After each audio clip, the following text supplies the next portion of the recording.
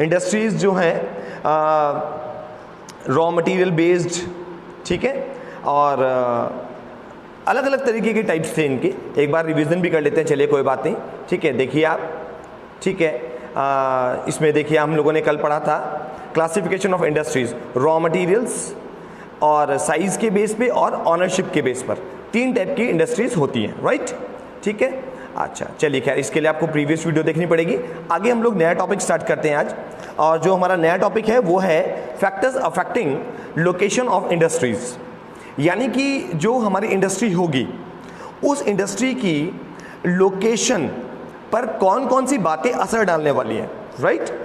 अच्छा, किन बातों का असर होता है किसी भी फैक्ट्री की, किसी भी इंडस्ट्री की लोकेशन, कैसी लोकेशन है वहाँ की, ठीक है ना। अब आइए देखते हैं, बात करते हैं इस बारे में, स्टार्ट करते हैं। तो ये हमारा टॉपिक आज हम यहाँ से स्टार्ट कर रहे हैं, factors affecting location of industries. देखिए, the factors affecting the location of industries are the availability of raw material, land, water, labor, power, capital, transport and market। यानी कि क्या मतलब हुआ बात का, यानी कि किसी भी इंडस्ट्री की जो लोकेशन होती है वो निम्नलिखित यानी कि इन बातों पर की उपलब्धता पर निर्भर होती है। किन बातों की पर निर्भर होती है, उनकी उपलब्धता पर निर्भर होती है। Availability of following things. अब कौन कौन सी वो चीज़ें हैं, एक तो रॉ मटेरियल, लैंड, ठीक है, आप समझ गए। देखिए, अगर रॉ मटेरियल सपोज कीजिए हमें एक कपड़ा बनाने वाली कंपनी लगानी है, ठीक है, हम कपड़ा बनाने वाली कंपनी लगाते हैं, ठीक है। अच्छा, तो कपड़ा बनाने वाली कंपनी सपोज करिए हम लोग लगा रहे हैं, हमने लगा दिया उसको लद्दाख में, तो वहाँ पर हमें क्या प्रॉब्लम आने वाली है, कॉटन क्लोथ्स की पहली बात तो नंबर 1 कि वहाँ पे कॉटन अवेलेबल नहीं हो पाएगी। उसके लिए कॉटन को आपको गुजरात, राजस्थान के इलाकों से ट्रांसपोर्ट करके लाना पड़ेगा, तो रॉ मटेरियल की अवेलेबिलिटी नहीं है। लैंड, चलिए ठीक है, हो सकता है लैंड की अवेलेबिलिटी हो जाए, कोई दिक्कत नहीं। वाटर में थोड़ी प्रॉब्लम है क्योंकि लद्दाख अपने आप में क्या इलाका है, डेजर्ट इलाका है, ठीक है, कोल्ड डेजर्ट कहते हैं लद्दाख को। अच्छा, लेबर, चलिए ठीक है, लेबर अवेलेबल हो जाएगी। पावर, बिजली भी हो सकता है अवेलेबल हो जाए। कैपिटल माने पूंजी अवेलेबल हो जाए। ट्रांसपोर्ट, अब ट्रांसपोर्ट एक बहुत बड़ा मुद्दा है, क्यों, क्योंकि ट्रेन्स की अवेलेबिलिटी नहीं है, ठीक है। अच्छा, रोड्स में बहुत ज़्यादा पहाड़ियों से घूम करके जाना पड़ेगा, तो अगर आपको बड़ा बिजनेस करना है तो उसके लिए आपको ट्रांसपोर्टेशन बहुत अच्छी चाहिए ताकि आप सामान को जल्द से जल्दी अपने कस्टमर, अपने क्लाइंट तक पहुंचा सकें।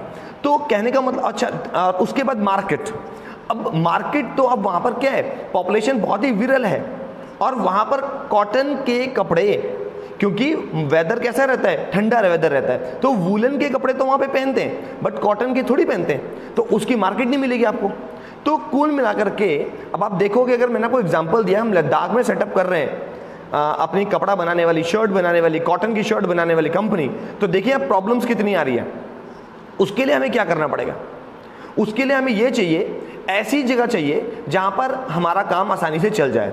अब जैसे मैं आपको एग्जाम्पल देता हूँ कि राजस्थान में, ठीक है, भीलवाड़ा नाम की एक जगह है, राजस्थान के अंदर भीलवाड़ा नाम की एक बहुत फेमस जगह है। अच्छा, वहाँ पर धागे बनाने वाली बहुत सारी कंपनियाँ काम करती हैं। अब रीज़न क्या है, उसके पीछे रीज़न क्या है, रीज़न ये है कि वहाँ पर जो कॉटन की अवेलेबिलिटी है, कपास, वो आपका महाराष्ट्र और आपका गुजरात और राजस्थान, ये स्टेट लगे हुए हैं जहाँ पर प्रोडक्शन हो जाता है, ठीक है। अच्छा, तो यहाँ से इजीली अवेलेबल हो जाएगा, कॉटन अवेलेबल हो जाएगा इजीली, ठीक है। अच्छा, बाकी ट्रांसपोर्टेशन की कोई प्रॉब्लम नहीं है, ठीक है, प्लेन इलाका है, ट्रेन की इजीली अवेलेबिलिटी है, फ्लाइट्स की अवेलेबिलिटी है, ठीक है, और रोड तो खैर बहुत अच्छी हैं, रोड्स की कंडीशंस तो बहुत ही अच्छी हैं वहाँ पर। तो मेन दिक्कत ये थी, और मार्केट, क्योंकि आसपास में पॉपुलेटेड एरियाज हैं, ठीक है, तो वहाँ पर इजीली, क्योंकि जब ट्रांसपोर्ट है तो भली चाहे वहाँ पर कम पॉपुलेशन भी हो, ठीक है। वैसे तो कॉटन के कपड़े वहाँ पर सभी पहनते हैं क्योंकि गर्म इलाका है बहुत ज़्यादा, तो कॉटन के कपड़े 12 महीने बिकते हैं, ठीक है। दिसंबर के महीने में भी कॉटन की शर्ट पहनी जा सकती है, इतनी ज़्यादा गर्मी नहीं पड़ती, सर्दी नहीं होती, तो मार्केट भी इजीली अवेलेबल हो गई। अब आप समझ गए ना कि कौन कौन से फैक्टर्स काम करते हैं, ठीक है।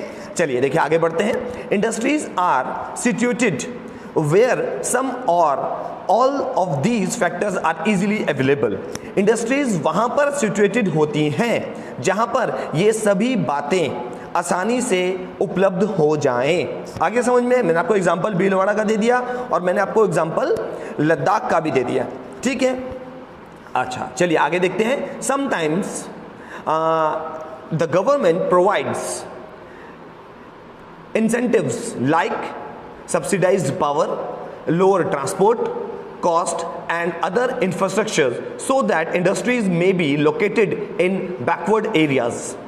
ठीक है, कई बार ऐसा भी होता है कि सरकार अपनी तरफ से कुछ इंसेंटिव्स देती है। इंसेंटिव्स का मतलब हो गया कुछ अलग अलग तरीके के छूट, ठीक है।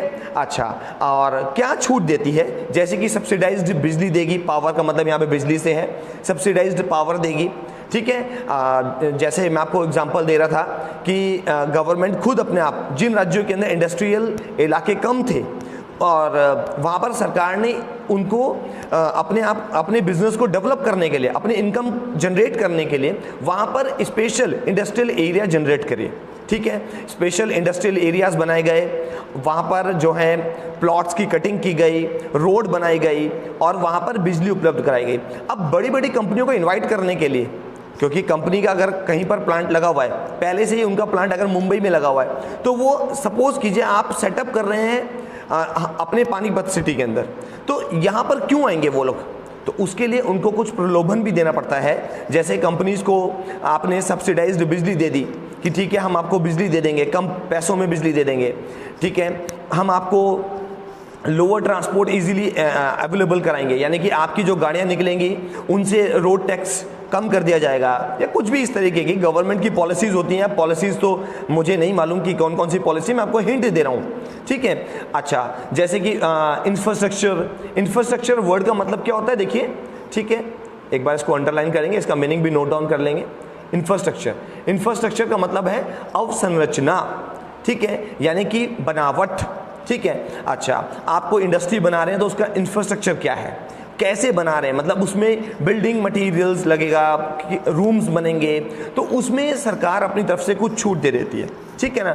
अच्छा, तो इसलिए ये गवर्नमेंट कहाँ करती है? बैकवर्ड इलाके में करती है, जहाँ पर इंडस्ट्रीज डेवलप नहीं है। बैकवर्ड इलाके का मतलब यहाँ पर क्या है कि इंडस्ट्री डेवलप नहीं है, ठीक है। अच्छा, उनको प्लानिंग के साथ डेवलप करती है, ठीक है। जैसे आप आगे भी अभी पढ़ेंगे, आपने आगे हिस्ट्री के अंदर आने वाला है, चैप्टर्स आने वाले हैं कि जब न्यू दिल्ली बना, तो वहाँ पर जब ब्रिटिश टाइम पर न्यू दिल्ली बनाया गया, ठीक है, यानी कि कोलकाता से कैपिटल को दिल्ली लेकर के आए, तब उन्होंने नई दिल्ली का निर्माण किया, क्योंकि पुरानी दिल्ली पहले से बना हुआ था।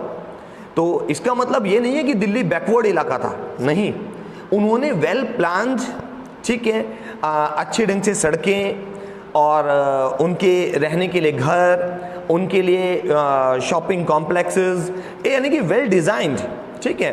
अच्छा, पानी की निकासी, पानी देने की चीज़ें, जब पानी पीने का पानी देना है, वेस्ट मटेरियल को कैसे निकालना है, ये सब प्लानिंग के साथ बनाया गया, तो उसको न्यू दिल्ली कहते हैं। ऐसे ही इंडस्ट्रियल एरियाज में भी होता है, तो इंडस्ट्रियल एरियाज में भी गवर्नमेंट डेवलप करती है, पूरी तरीके से उनको सुविधाएं देती हैं, ठीक है। अच्छा, अब देखिए यहाँ पर क्या बताया, यहाँ पे इंफ्रास्ट्रक्चर का मतलब क्या बताया मैंने आपको? अवसंरचना, ठीक है। अच्छा, तो यानी कि ये सब बातें आप समझ गए, ठीक है। 4-5 फैक्टर्स आ गए आपके सामने, बिजली देना और लोअर ट्रांसपोर्ट देना और इंफ्रास्ट्रक्चर प्रोवाइड कराना, ये सब गवर्नमेंट प्रोवाइड कराती है ताकि उस एरिया में इंडस्ट्रीज डेवलप हो पाएँ।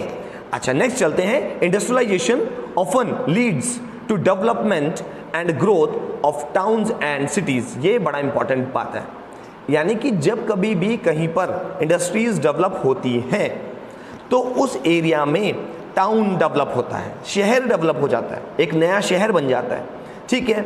अच्छा, जैसे मैं आपको एग्जांपल देता हूँ, बहुत साल पहले मोदी नगर नाम का एक शहर, जो कि आज एक मोदी नगर बहुत बड़ा शहर बस गया है, पहले मोदी नगर एक कस्बा हुआ करता था छोटा सा। तो वहाँ पर क्या था, मोदी नगर पड़ता है आपका मेरठ और आपका, जब आप गाज़ियाबाद की तरफ चलते हैं दिल्ली वाली रोड पर, दिल्ली से हरिद्वार की तरफ जब चलेंगे तो उस बेल्ट पर मोदी नगर आता है मेरठ के बाद, ठीक है। अच्छा, ऐसे ही कुछ आइडिया है, मुझे एग्जैक्टली लोकेशन याद नहीं है, मेरठ के बाद आता है, दिल्ली से चलने पर ये पहले आता है, आई डोंट नो एग्जैक्टली, ठीक है। अच्छा, तो वहाँ पर मैं आपको सिर्फ एक एग्जांपल देके बता रहा हूँ कि वो एरिया जो था पहले छोटे सी जगह हुआ करती थी, क्योंकि वहाँ पर मोदी इंडस्ट्रीज डेवलप हुई, ठीक है। वहाँ पे मोदी टायर्स की कंपनी लगी, मोदी शुगर मिल लगा, मोदी स्पिनिंग मिल लगी, ठीक है, धागा बनाने वाली कंपनी लगी, ठीक है। अच्छा, और भी बहुत सारी इंडस्ट्रीज लगी वहाँ पर। तो जैसे जैसे वहाँ पे इंडस्ट्रीज लगी तो वहाँ पर लोगों को अब चाहिए क्या था, उनको रहने के लिए जगह चाहिए थी। तो धीरे धीरे करके जब उनको रोजगार मिला तो उन्होंने आसपास के एरियाज़ में अपने रहने की जगह बना ली, वहाँ पे लोग रहने लगे। जब लोग रहने लगे तो वहाँ पर उनके जो बच्चे थे उनके बच्चों को पढ़ने के लिए स्कूल चाहिए थे, वहाँ पे स्कूल्स बन गए। फिर उनको हॉस्पिटल्स की भी ज़रूरत थी तो वहाँ हॉस्पिटल्स बन गए, ठीक है। तो इस तरीके से करते करते फिर मार्केट बन गई और करते करते वहाँ पर पूरा एक बहुत बड़ा शहर बस गया, ठीक है। अच्छा, तो इस तरीके से जब भी कभी कहीं पर इंडस्ट्रियलाइजेशन होता है तो वहाँ पर बहुत बड़ा शहर बस जाता है। इसका एक और एग्जाम्पल मैं आपको देता हूँ, इसका एक और अच्छा एग्जाम्पल है मुंबई, ठीक है। मुंबई के अंदर बहुत सारी इंडस्ट्रीज डेवलप हुई। जब वहाँ पर इंडस्ट्री डेवलप हुई तो मुंबई एक बहुत बड़ी जो है एक शहर बस गया, धीरे धीरे करके वहाँ आबादी बसती चली गई, ठीक है। और बहुत बड़े बड़े अब वहाँ पर उद्योग चलने लगे। तो उसके लिए वहाँ पर उनको चलाने के लिए सपोर्टिंग चीज़ें होती हैं, ठीक है ना। जैसे मैंने आपको बता दिया कि वहाँ पर जो है वहाँ पे लोग जो रहते हैं उनको रहने के लिए मॉल्स चाहिए, शॉप्स चाहिए, ठीक है, हॉस्पिटल्स चाहिए, स्कूल्स चाहिए, बैंक्स चाहिए, वो सब वहाँ पे डेवलप होता चला गया। फिर इतना कंपटीशन क्रिएट हो गया कि बड़े से बड़ा, बड़े से बड़ा, बड़े से बड़ा, अब हर इंडिया का बड़े से बड़ा बैंक वहाँ पे अवेलेबल है, स्कूल कॉलेजेस अवेलेबल हैं। तो एक पूरा एक बड़ा शहर बस गया। आगे समझ में आपको क्लियर है बात? चलिए आगे चलते हैं। तो अब आपको क्लियर हो गया होगा कि जहाँ पे भी इंडस्ट्रीज बसती हैं, बनती हैं, वहाँ पर एक बहुत बड़ा शहर बस जाता है। देखिए, अब देखिए आप location factors of industry for industries, ये आपको रिवाइज करने के लिए है, ठीक है। आप रिवीजन कर सकते हैं, इसको रिवाइज कर लीजिए। कई बार अगर ये कम मार्क्स में क्वेश्चन आता है तो आप इसको फैक्टर्स को लिख सकते हैं। ये फैक्टर्स देखिए दोबारा से, तो कौन कौन से फैक्टर्स हैं? Raw material, labour, capital, market, power, land and transport. तो ये फैक्टर्स अफेक्टिंग होते हैं, ये फैक्टर्स अफेक्ट करेंगे किसी भी फैक्ट्री को या इंडस्ट्री को लोकेट करने के लिए आप कहाँ पे डेवलप कर रहे हैं, ठीक है। ये फैक्टर्स अफेक्ट करते हैं, राइट। चलिए आगे देखते हैं। देखिए, अब देखिए इंडस्ट्रियल सिस्टम, ठीक है। अच्छा, यानी कि औद्योगिक कार्यप्रणाली, ठीक है। क्या है औद्योगिक कार्यप्रणाली? आइए जानते हैं इसके बारे में। देखिए, an industrial system consist of inputs, processes and outputs. Important line है और 1 या 2 मार्क्स में क्वेश्चन आ सकता है। देखिए, क्या है कि आपसे पूछ लेंगे कि व्हाट इज इंडस्ट्रियल सिस्टम, तो आपने बताना है कि an industrial system consist of inputs, process and outputs. यानी मतलब क्या हुआ बात का, यानी कि कोई भी जब कोई फैक्ट्री काम करती है, कोई इंडस्ट्री काम करती है, तो उसमें क्या होता है, उसके अंदर इनपुट होता है। इनपुट क्या है? इनपुट होता है रॉ मटेरियल, ठीक है। रॉ मटेरियल इनपुट है या लेबर उसका इनपुट हुआ, ठीक है। उसके बाद प्रोसेस, और बाद में प्रोसेस का मतलब अब काम को कैसे फाइनल प्रोडक्ट बनाया जाएगा, और जो फाइनल प्रोडक्ट बनता है वो होता है आउटपुट्स। ये सेम लाइक इट जैसे आप कंप्यूटर में काम करते हैं, जैसे कंप्यूटर होता है, कंप्यूटर में भी ऐसे होता है ना, इनपुट, प्रोसेस एंड आउटपुट्स, ठीक है। अच्छा, उसी तरीके से है।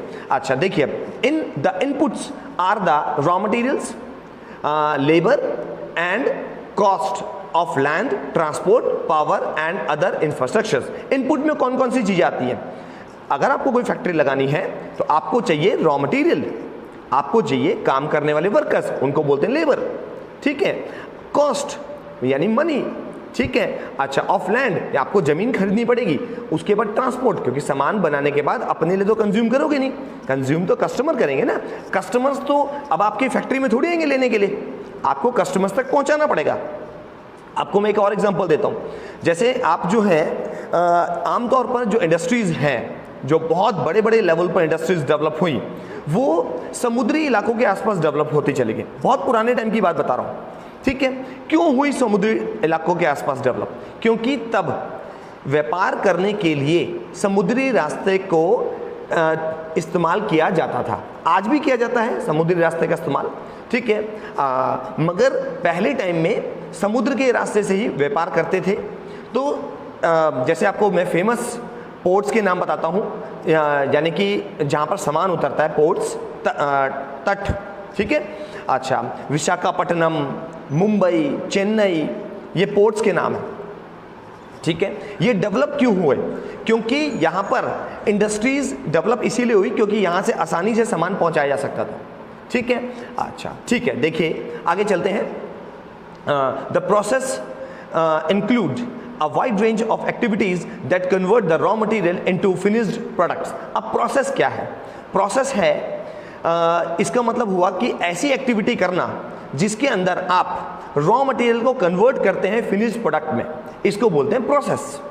और आउटपुट क्या है? आउटपुट इज एंड प्रोडक्ट, ठीक है। And the income earned from it, वो आउटपुट है। आउटपुट में दो चीज आ गई, एक तो एंड प्रोडक्ट और इनकम। इनकम अर्न्ड यानी कितना मनी कमाया, ठीक है। अच्छा, इसको बोलेंगे output, right. In case of the textile industry, अब देखिए यहाँ पे बहुत अच्छा एग्जाम्पल देके बता रहा है, टेक्सटाइल इंडस्ट्री का एग्जाम्पल दे रहे हैं, ठीक है। अच्छा, यानी कपड़ा उद्योग, कपड़ा उद्योग का एग्जाम्पल देके बता रहे हैं, समझ रहे हैं आप? देखिए, in case of the textile industry the out inputs may be cotton. देखिए अब यहाँ पर टेक्सटाइल इंडस्ट्री में कौन कौन से इनपुट हो गए? कॉटन होगा, क्योंकि रॉ मटेरियल कॉटन है। ह्यूमन लेबर, लेबर तो काम करेगा, इंसान काम करेगा। फैक्ट्री, वो इंफ्रास्ट्रक्चर हो गया। ट्रांसपोर्ट कॉस्ट, ठीक है, यानी कि सामान को यहां से वहां पहुंचाने का खर्चा या किस तरीके से आप पहुंचाते हैं। अच्छा, ये हो गया इनपुट। द प्रोसेस इंक्लूड, अब प्रोसेस कौन कौन से हैं? हाँ, ये इंपॉर्टेंट है, इसके अंदर जो टर्म्स आ रही हैं वो भी इंपॉर्टेंट है, ध्यान देंगे। देखिए, the process include ginning, spinning, weaving, dyeing and printing. ये जो टेक्सटाइल इंडस्ट्रीज है उसके प्रोसेस हैं, ठीक है। Ginning, what is the meaning of ginning? Question आ सकता है इंटरनल में। तो गिनिंग का मतलब क्या है?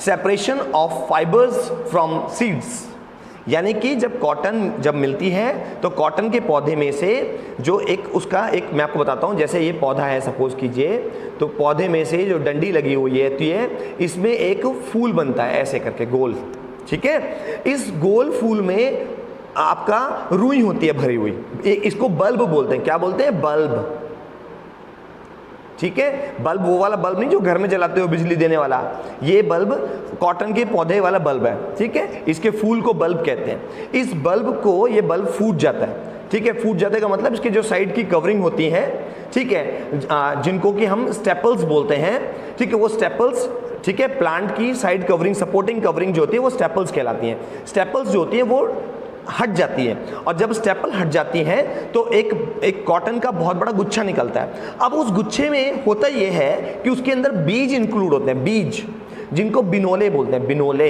इसको जानवरों को भी देते हैं खाने के लिए, ठीक है। अब इस बीज में से क्या करते हैं? इस बीज में से कॉटन अलग कर लेते हैं और बीज को अलग कर लेते हैं। तो इसी प्रोसेस को क्या कहते हैं? गिनिंग कहते हैं, ठीक है। Separation of fibres from seeds is called ginning.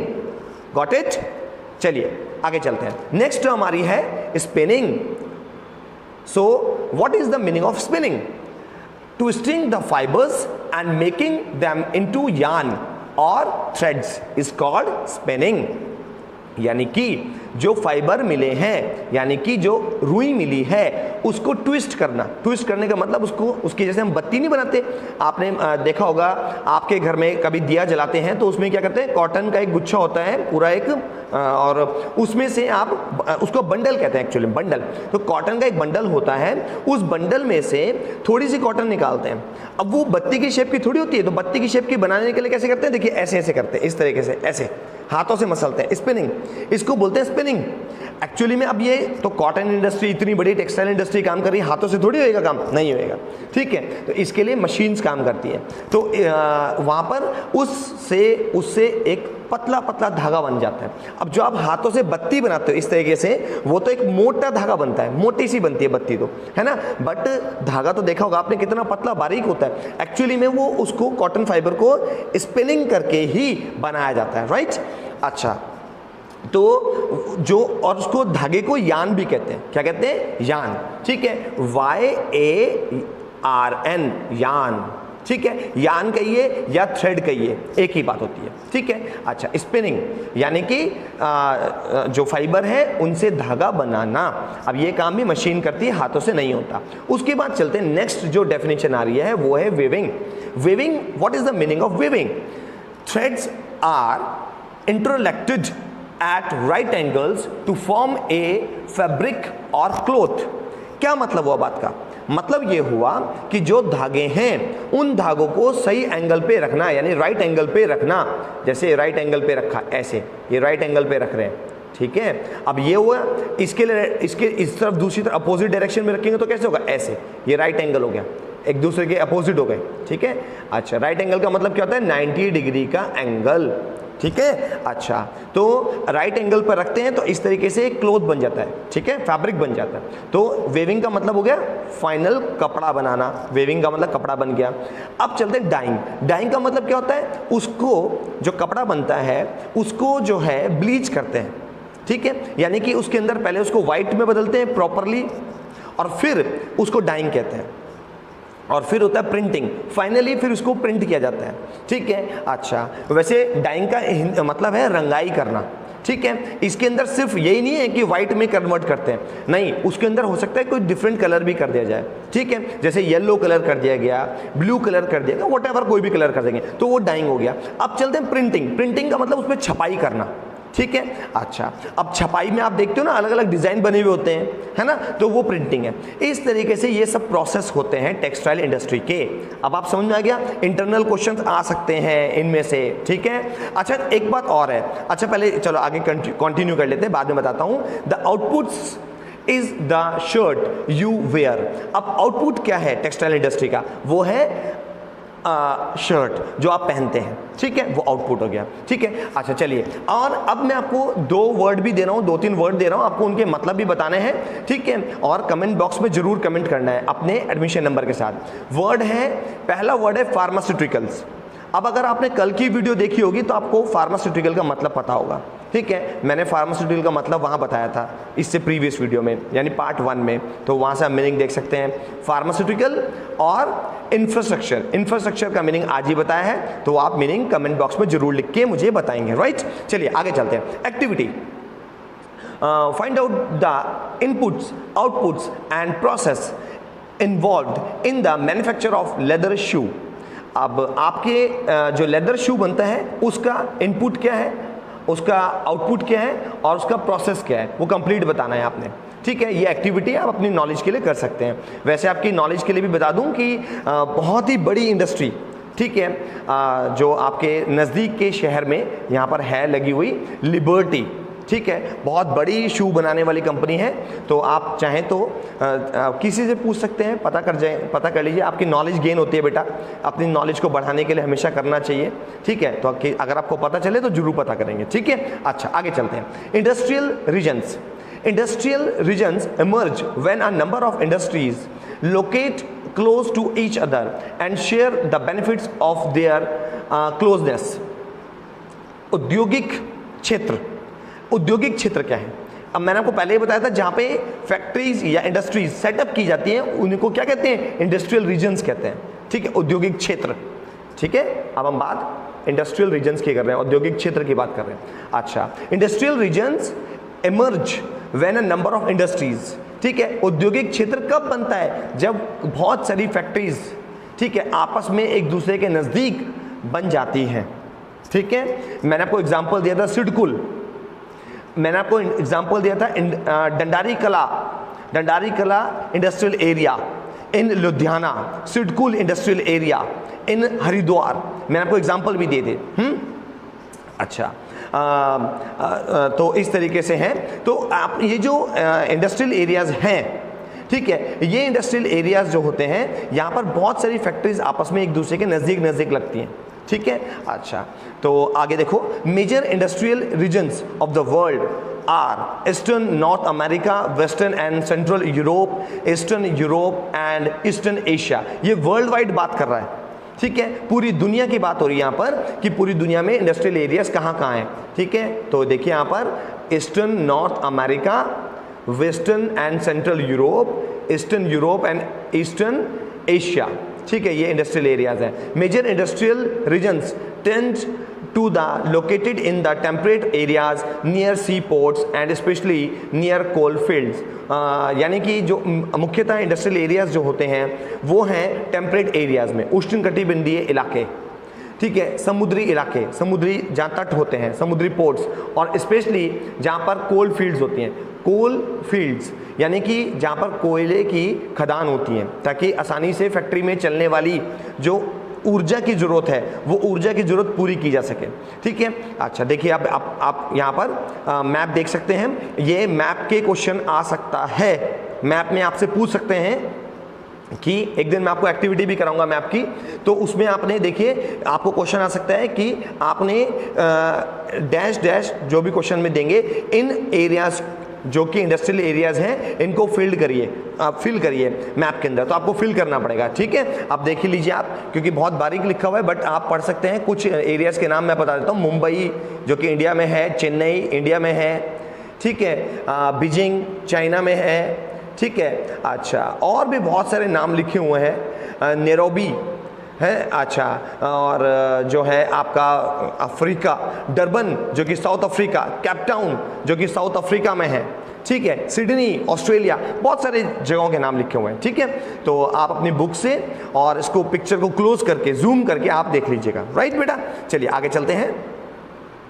अब देखिए, India has several industrial regions like Mumbai, Pune cluster, Bangalore, Tamil Nadu region, Hugli region, Ahmedabad Vadodara region, और Chota Nagpur industrial belt, Visakhapatnam Guntur belt, Gurgaon Delhi Meerut region and the Kollam Thiruvananthapuram industrial cluster.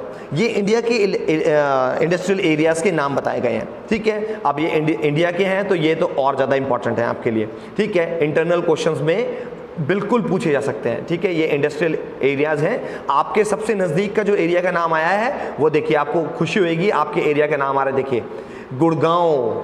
ठीक है, गुड़गांव का नया नाम क्या है? गुरुग्राम। ठीक है, नया नाम अब गुरुग्राम है। गुरुग्राम दिल्ली मेरठ, बुक पुरानी है इसलिए गुड़गांव लिखा हुआ है। ठीक है, अच्छा बाकी भी इंडिया के एरियाज हैं। ठीक है, यहाँ पे बहुत सारी इंडस्ट्रीज लगी हुई